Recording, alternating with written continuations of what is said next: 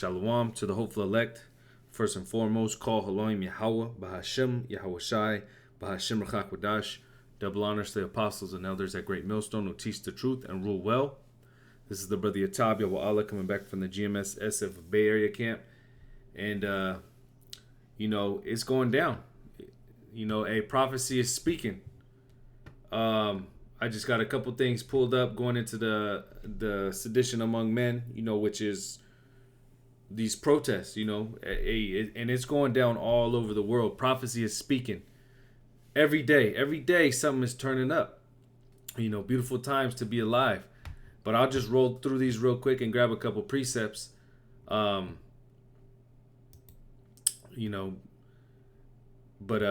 here's the one of them, Sri Lanka. They're going crazy over there in Sri Lanka. They stormed the presidential palace and made that their president or their leader, whatever he's called. They made him run. They have videos of him trying to get to a boat. You got protests in Argentina. For inflation. Another big one in the Netherlands right now. They're going crazy with these these government, cuts that they're trying to do for nitrogen. These farmers, they're all out there. They're in droves, And then I seen another thing recently. You had the whole fire department for the whole Netherlands coming out too, as well in support.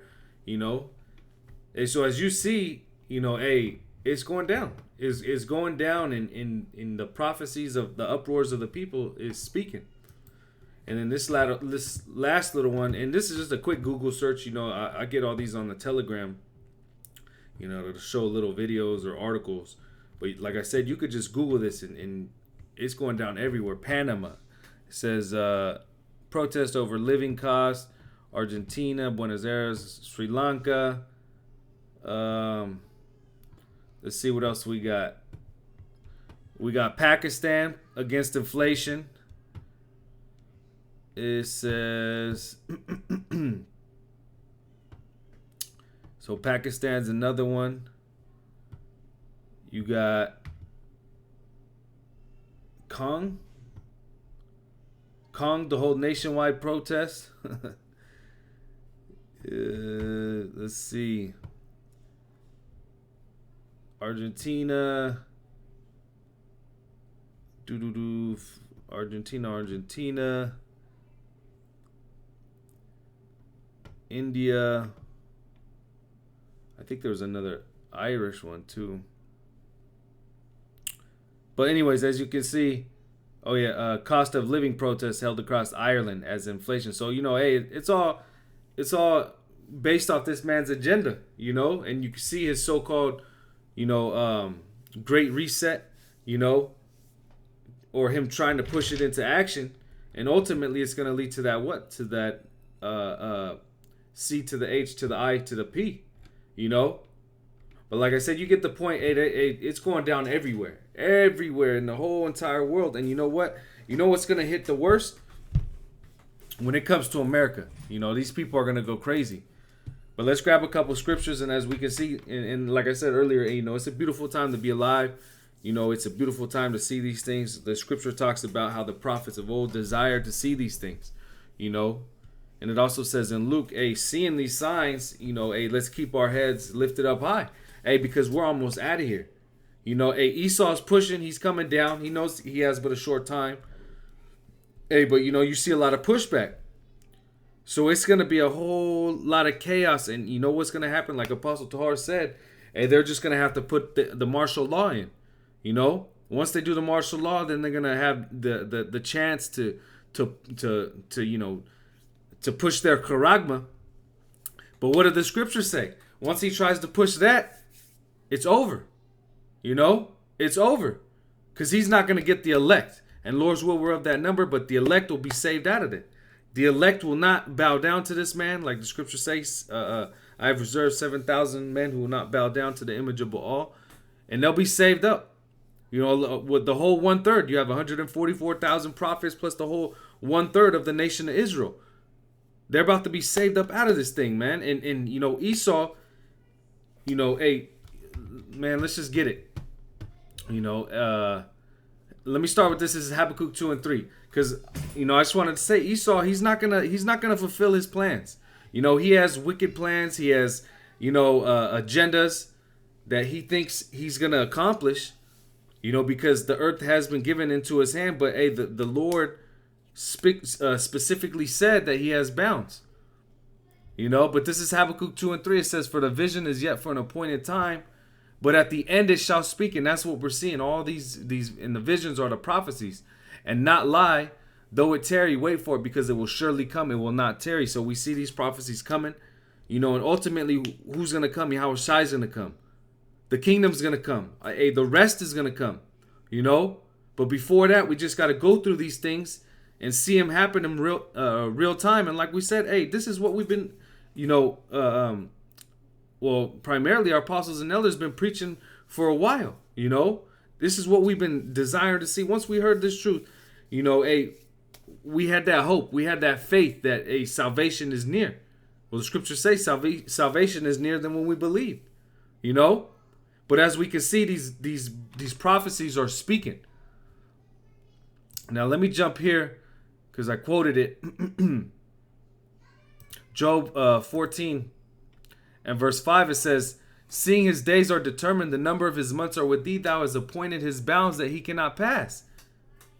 So Esau has a set amount of time to where he can rule on this place. You know, he has a set amount of time to where he's been allotted power. You know, he's been given so much. The Lord is allowing him to do so much. You know, he probably has the manufacturer sites. Well, not probably. He does for the C to the I, C to the H to the I to the P. You know, and he's about to push it. But you know what? He can only get so far. And we're reading it. You know,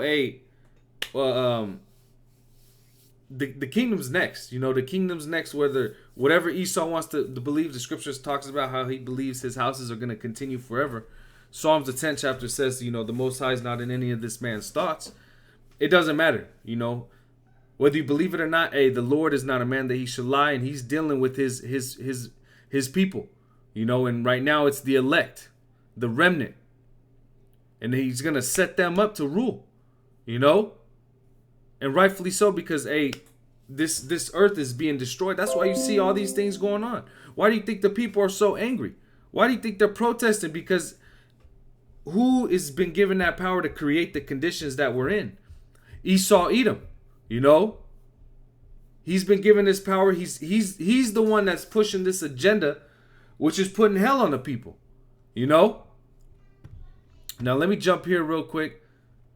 Also in Job, the 20th chapter, because hey, he's out of there. Job 20 in verse 4. Knowest thou not this of old, since man was placed upon earth, that the triumphing of the wicked is short, and the joy of the hypocrite but for a moment? And that's what we're seeing. Hey, his triumphing is short-lived, you know, is very short-lived compared to the kingdom that's about to be established. It says, though his excellency mount up to the heavens, and his head reach unto the clouds. Which, what do you have? You have, you know, his satellites. You know, you have his habitations high. You have you know, him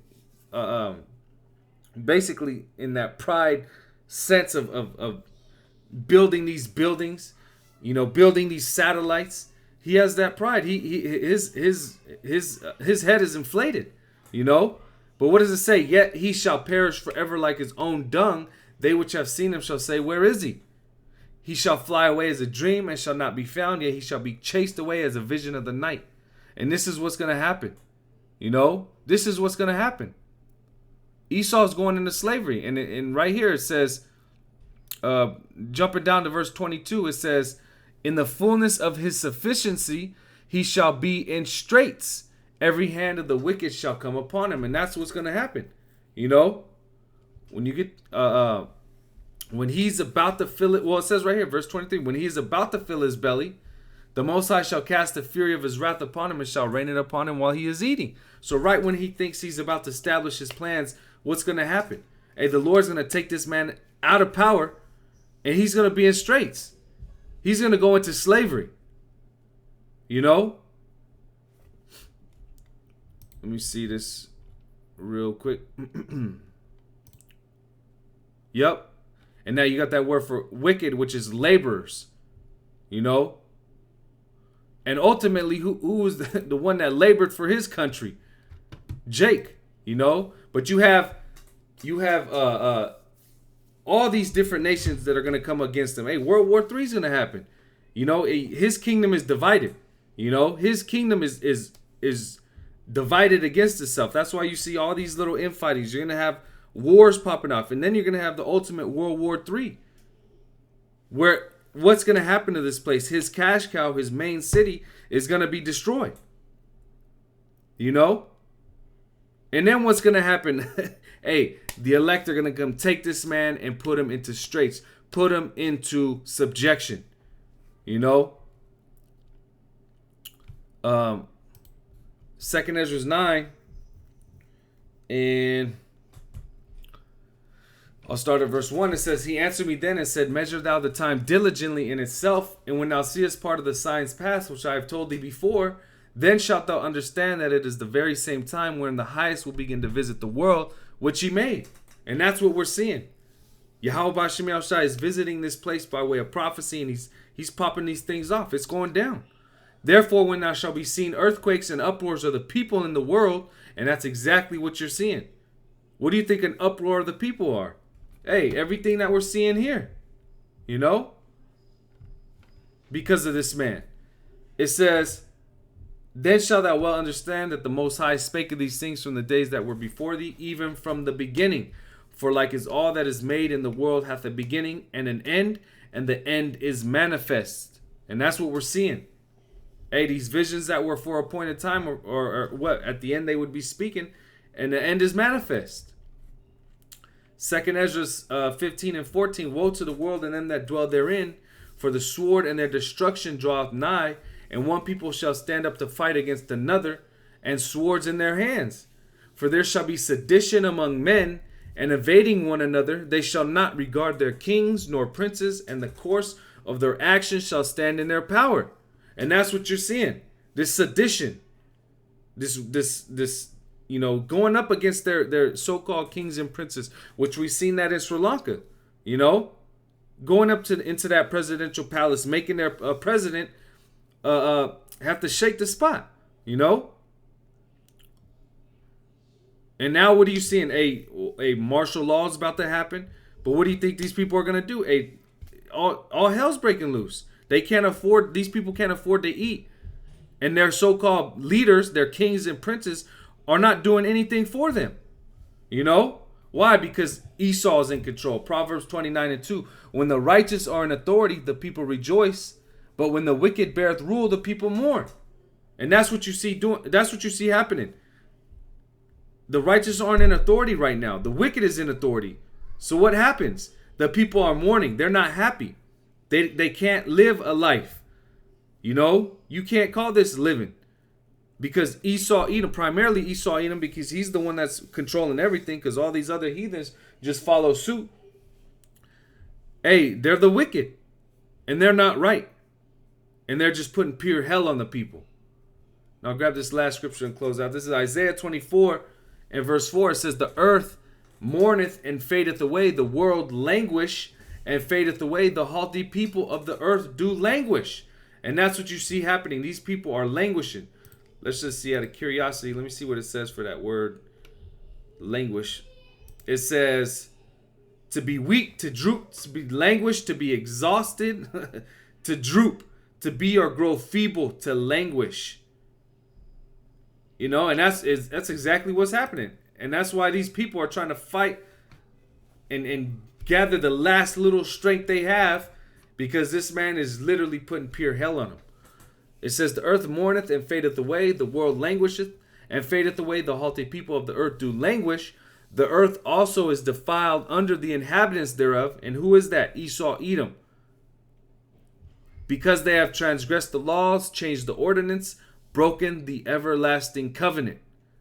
And that's what you see happening. Hey, this man, he is not a righteous ruler. He is a profane man. His soul is not upright. Psalms 10, the Most High is not in this man's thoughts. So what's going to happen? He's going to go according to his agenda, but his agenda is wickedness.